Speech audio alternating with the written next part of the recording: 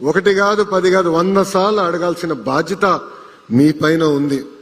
చర్చిద్దాం, కానీ చర్చ అనేది ఫ్యాక్ట్స్తో చర్చ జరగాలి, ఫ్రస్ట్రేషన్తో కాదు. అంతేకాకుండా ఎవరైనా అభిప్రాయం మనకు నచ్చకపోతే ఒక రెస్పెక్ట్తో డిసగ్రీ చేయాలి తప్ప కించపరిచే విధంగా మనందరం మాట్లాడకూడదని ఇక్కడున్న మిమ్మల్ని అందరూ నేను కోరుకుంటూ, నేను ఇక్కడ మాట్లాడడానికి వచ్చే ముందులా మా వాళ్ళు నా కాపీ ఇచ్చారు. ఈ కాపీ నాకు చాలా సెంటిమెంటల్ కాపీ. ఎందుకంటే నేను యోగలం పాదయాత్ర ప్రారంభించినప్పుడు ఈ కాపీ పట్టుకుని నేను నడిచా. ఎందుకు నడిచానంటే వెరీ ఇంట్రెస్టింగ్. ఇక్కడ చాలా నీట్గా right to freedom, article 19, protection of certain rights regarding freedom of speech.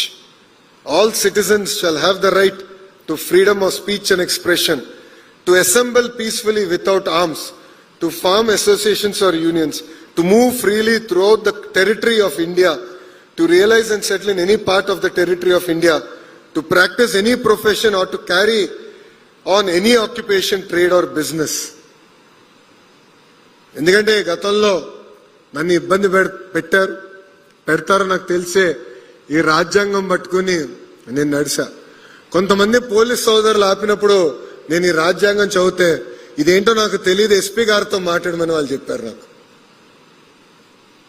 ఇదేంటో తెలియదు, నాకు మీరు ఎస్పీ గారితో మాట్లాడుకోండి అని చెప్పారు. ఆ రోజే డిసైడ్ చేశా, నేను విద్యాశాఖ మంత్రి అవుతానో లేదో నాకు తెలియదు, కానీ పిల్లలకి చిన్న వయసులోనే రాజ్యాంగం మనకు కల్పిస్తున్న హక్కులు బాధ్యతల గురించి చెప్పాలని ఆ రోజే నిర్ణయించుకున్నాను. అందుకే ఇప్పుడు కూడా ఈ రాజ్యాంగం పట్టుకుని నేను తిరుగుతున్నానని సభాముఖం తెలుపుకుంటూ, మనందరం కలిసికట్టుగా వికసిత్ భారత్లో భాగస్వామ్యం అవ్వాలి. నా ప్రసంగం ముగించే ముందల మిమ్మల్ని అందరినీ ఒక ప్రశ్న అడగాలంటున్నాను. ఇక్కడ ఎంతమంది డాక్టర్లు అవ్వాలనుకుంటున్నారు? చేతులు పైకెత్తండి. మా విద్యాశాఖ మార్చిలో డాక్టర్ అవ్వాలనుకుంటున్నారు. వెరీ గుడ్, థ్యాంక్ యూ అమ్మా. ఇక్కడ ఎంతమంది ఇంజనీర్లు అవ్వాలనుకుంటున్నారు? ఎంతమంది ఇక్కడ ఐఏఎస్ ఐపీఎస్ ఆఫీసర్లు అవ్వాలనుకుంటున్నారు? అబ్బో మీరెక్కున్నారు. ఓకే, చేతుల కింద దించండి. ఎంతమంది రాజకీయ నాయకులు అవ్వాలనుకుంటున్నారు? 5గురేనా? 6గురేనా? ఎట్లా? మళ్ళీ వికసిత్ భారత్ ఎలా సాధిస్తో చెప్పండి. రాజకీయాల్లో మీరందరూ భాగస్వామ్యం అవ్వాలి. You have a role to play.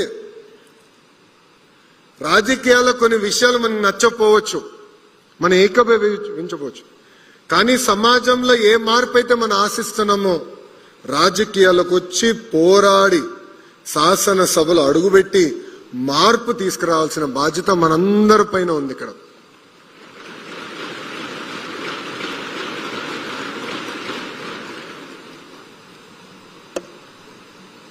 తల్లిదండ్రుల ప్రోత్సాహంతో నేను కార్నిగీ మెల్లన్లో చదివా, వరల్డ్ బ్యాంక్ లో 2 సంవత్సరాలు పనిచేశా, స్టాన్ఫర్డ్ MBA చేశా, తిరిగి 5 సంవత్సరాలు హెరిటేజ్ చూసుకున్నా. దాని తర్వాత రాజకీయాల్లోకి వచ్చా.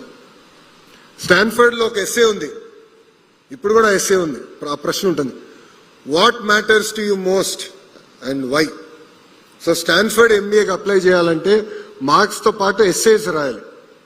నేను రాసినప్పుడు 2 ఎస్సేలు ఉన్నాయి, ఇప్పుడు పెంచారంట 4 ఉన్నాయి.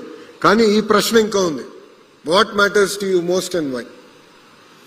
ఆ రోజు నేను ఏదైతే ఎస్సేలో రాశానో అదే నేను ఆచరించాను. పబ్లిక్ సర్వీస్కి రావాలి, పాజిటివ్ లీడర్షిప్ తీసుకురావాలి. అప్పుడే సమాజంలో ఏ మార్పు అయితే మనం ఆశిస్తున్నాం అది మనం సాధించగలుగుతామని నేను చెప్పాను. సో ఇక్కడున్న మిమ్మల్ని అందరూ కూడా నేను కోరుతున్నా, కొన్ని రాజకీయాల్లో అన్నీ నచ్చితే అన్నాం, కానీ అది మార్చాలంటే రాజకీయాల్లోకి వచ్చి మనం మార్చగలుగుతాం. అది ఇక్కడ ఉన్న మీరు అందరూ ఆలోచించాలని సభాముఖం నేను కోరుకుంటూ, రాజకీయాల్లో పాల్గొనాలి, చర్చించాలి, ఇంట్లో కూడా మాట్లాడాలి. ఏం జరిగింది ఈరోజు? కుదిరితే న్యూస్ పేపర్ కూడా చూడాలి, ఎంబైబ్ చేసుకోవాలి. ఏ ప్రొఫెషన్కి వెళ్ళినా రేపు మీరు ఒక ఐఏఎస్ అధికారి అయినా, ఐపీఎస్ అయినా, ఒక డాక్టర్ అయినా, ఇంజనీర్ అయినా, లేదంటే ఆర్ట్స్లోకి వెళ్ళినా, ఒక ఆర్కిటెక్ట్ అయినా, ఎనీ ఫీల్డ్, లాయర్ అయినా, ఎనీ ఫీల్డ్, చట్టాలు చేసేది చట్టసభలు. మనం ఆ ఫీల్డ్ లో ముందరికెళ్ళాలి, ఎలా వెళ్ళాలని ఫ్రేమ్వర్క్ ఇచ్చే చట్టసభ. అందుకే ఆ చట్టసభల్లో కూడా మీరు అడుగు పెట్టాలని నేను ఈ సభాముఖంగా మిమ్మల్ని అందరినీ నేను కోరుకుంటూ, మీకు ఇంకా టైం ఉంది, ఎందుకంటే ఇక్కడ 8th క్లాస్ నుంచి 10th క్లాస్కే టైం ఉంది. ఇప్పుడే రాజకీయాల్లోకి రమ్మని నేను చెప్పట్లేదు, కానీ always keep this in mind. Think about us, think about politics, think about the change you want to bring in politics, think about the positive leadership you want to see in politics, and debate, discuss. And చివరిగా మిమ్మల్ని అందరినీ ఒకటే కోరుతాను, మీరు ఏ రంగానికి వెళ్ళినా, ప్రపంచంలో ఏ దేశానికి వెళ్ళినా, make Andhra Pradesh proud and make India proud.